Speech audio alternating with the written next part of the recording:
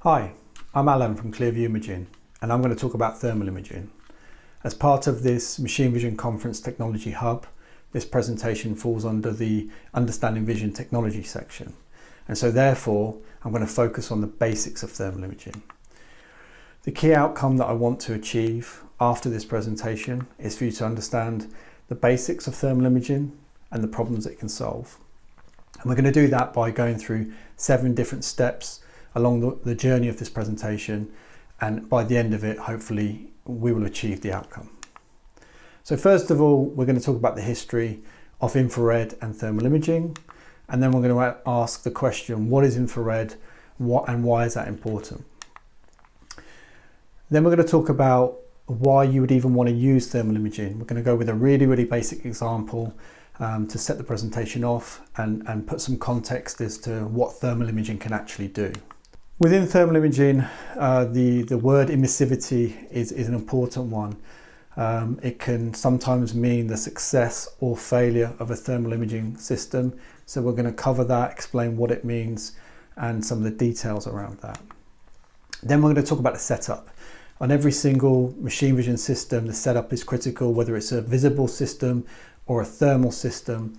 And there's some really key important steps there to make sure that we don't get those things wrong, because otherwise they could result in a system that just doesn't work. And then finally, we're going to talk about some applications, a range of different applications that give you some context as to how thermal imaging can be used to help solve specific problems. So the history of thermal imaging goes back an awful long way. And it starts in 1800. There's a guy called Herschel, an astronomer, and effectively he was doing some tests. He had a prism and he had a thermometer, and he was trying to measure the temperature of different visible wavelengths. As he got beyond the red wavelength, he could see that things went further. He was able to measure varying different temperatures of actual things that he couldn't see. So therefore he was able to define what infrared actually meant. Then fast forward 129 years, technology has moved on to a long way, and a Hungarian guy called TA basically took the television camera design and made fundamental changes to make that into a night vision camera. And that technology was successfully used by the British military and has then gone on to be used for surveillance and security, amongst other many applications over the years. And then we fast forward to now, 220 years later, and we can see a commodity product with a very small FLIR thermal imager which connects to an iPhone and allows you to do thermal imaging at home. You probably wouldn't use that for a serious industrial application, but it just goes to show how far the technology has come. So, what is infrared? Here's a section that shows the electromagnetic spectrum. This is radiation that's all around us. And we can see that the thermal infrared part of that goes from about 1 to 13 micrometers just beyond the visible spectrum. And that's really the part that we want to hone in today when we're talking about thermal imaging. So, why would you actually want to use thermal imaging? I'm going to start with a really basic application here. So, here's my notepad, and the question is, can you see my handprint on my book? And from a visible perspective, the answer is no. But if we take a very basic thermal imaging camera, it's very clear that you can see the thermal transfer that's been applied from my hand to the book, and you can start to see where thermal imaging can be used successfully in some industrial applications. So earlier on in the presentation, I talked about emissivity, and that being a very important thing all around thermal imaging when you're trying to get a successful setup. So what is emissivity and why is that so important? So here's a really simple diagram for us to hopefully explain and understand what emissivity means. So in the middle part, you see a red target, And that could be any type of material. And with any type of material, there's a heat source, whether it's cold or hot. And then you have ambient light that surrounds that. So by taking the heat source into the target, you have that transmitted energy that goes into the sensor, which is a thermal camera on the right hand side. Then you also get reflected energy going back there as well. And then finally, the emitted energy, the emissivity that will reflect back to the camera, is what we're focusing on now. So if we put that into actual values, we can see here that there's different types of materials on the left hand side that range from polished silver to human skin, and they all have different emissivity values. A good emissivity value is 1, and a bad emissivity value is 0. And what we're trying to achieve is a higher number to make a thermal imaging system work well. So if you're trying to use a thermal imaging camera to get some temperature measurements of polished silver, polished copper or polished gold, you're going to struggle. Whereas if you're trying to work with something which is like rubber or some kind of black matte finish or even human skin, that's something that thermal imaging can do very, very well. So if we take that theory and we put that into practice, we've got 2 images here which really highlight the importance of understanding and implementing that emissivity background into making sure that this works well. So on the left, you've got a plate which has been heated. The whole plate's been heated to 231 Fahrenheit. On the left hand side, you have a shiny portion of that plate. On the right hand side, you have a black matte portion of that plate. Then on the right, you have a thermal imaging camera showing the different sections of that plate. So on the left portion, you see that something that should be measured close to 231 Fahrenheit actually comes in at 81, nearly 82 Fahrenheit, way off. If you look at the black matte version, just under 230 Fahrenheit. So a very accurate measurement considering against the more shiny part on the left hand side. So that in a crux shows why emissivity is such an important thing to consider when thinking about how to implement a really, really good thermal imaging system. So once you've got emissivity understood and you know what material you're looking at and the setup around that, you then need to think about what you're going to do around the camera side of things to make sure things work really, really well. So resolution is a really good place to start. So just like a visible camera, a lower resolution gives less detail compared to a higher resolution. So here we're trying to take a picture of a house, and with a camera which has an 80 by 60 resolution, which is the same resolution as that commercial iPhone thermal imager add-on that I showed earlier in the presentation, you can't really see much detail. Which is when we get to a more serious industrial camera with a resolution of 640 by 480, then you get to see the detail because it's got the right kind of resolution. Within thermal imaging, there's a term called spot size. So kind of like resolution, spot size is a derivative of the distance the imager is away from the actual thing that you want to image, the field of view and the resolution of the camera. And you've got to make sure that you have a spot size which is big enough to get an accurate measurement.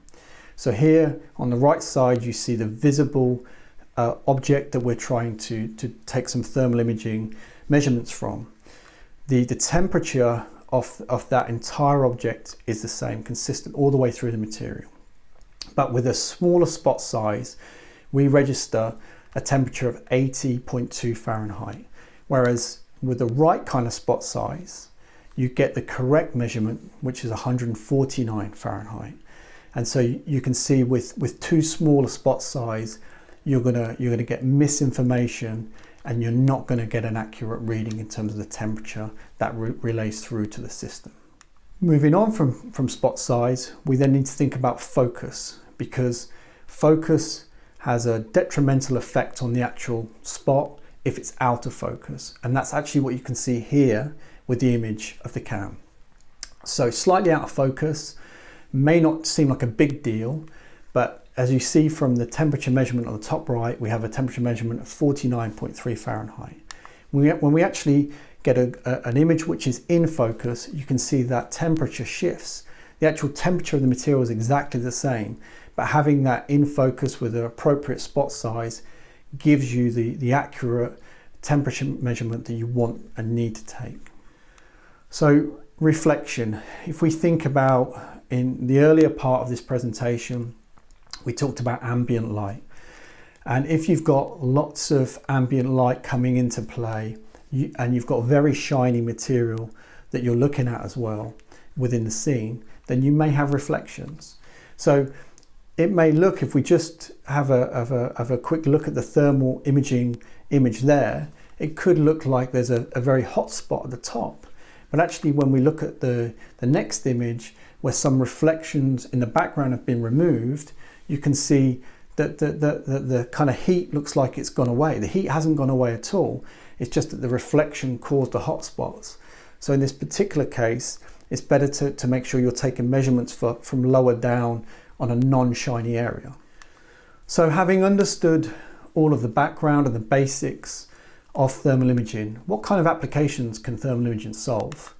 So if we think about the food industry and you've got a package of strawberries here, how do we actually know if that's been sealed correctly? So as it goes through the packaging process line, it comes out of the sealer. How do we physically know that that seal has been applied correctly? We could, have a person there tapping away on the top of the tray and making sure that it doesn't push down, or the flaps around the edges don't lift up. But if that's not possible, you want to do that through non-contact testing. Then, as you can see from the thermal imaging result here on the top right hand side, we can see that there's a problem with the seal, and you could reject that pack, and you could stop that from going out to your customers. If we then look at an application from the automotive industry, a lot of modern car manufacturing now is all about using different materials, whether that be plastic and metal, and bonding them together and making sure that bond is really, really strong. So therefore you need thermal imaging that shows on the right hand side, where you see all those green hotspots, for us to know that the bonding process has been done well and that part isn't going to fail as it leaves a factory. If we go back to food, we can actually look down a line, and we can see if certain parts have been cooked well enough, if the actual temperature of the part is as it should be, and if it isn't, then you can reject and highlight that problem before things again leave the production line. The final application example is something that's really very topical right now and all around COVID-19. So thermal imaging cameras being used to help look for elevated body temperature. And that could be used as a screening mechanism to identify people that would have high temperatures and could possibly have COVID-19. So on the screen, you've got two very different approaches, both using thermal imaging cameras. On the left-hand side, you've got a security camera, which is basically looking at a mass crowd of people, and that isn't going to be as accurate as the approach on the right, which is a FLIR-based approach and looks at the tear duct area, which is known to give the best possible correlation to core body temperature. The example on the left is looking at skin temperature, which can vary from person to person. The example on the right is basically based around an ISO standard and has been proven to work in the SARS pandemic and other times when elevated body temperatures has been needed to be looked at. The last thing you need when working with thermal imaging is a good company who produces strong, excellent thermal imaging products. That's FLIR. We're a premium partner of FLIR. They've been making excellent thermal cameras for many, many years. The top right-hand image is the new A400-700 series, which has many great features and is being used for all the different types of applications that I mentioned throughout this presentation. Bottom left is a really important thing. The ITC is a place where you can gain knowledge about thermal imaging, where you can get trained up on the basics all the way through to the advanced section of a knowledge of becoming a thermal imaging expert. So you can visit there, you can take online courses and get to know all about thermal imaging. And on the bottom right is our team at ClearView, many of whom have been trained through the ITC process. They are all experts in the thermal imaging cameras from FLIR, and would be happy to help explain more about what the thermal imaging can do. If you have any questions or you want more information about anything that you've heard in this presentation, feel free to contact me on the email address listed there, or please visit our website. Thank you.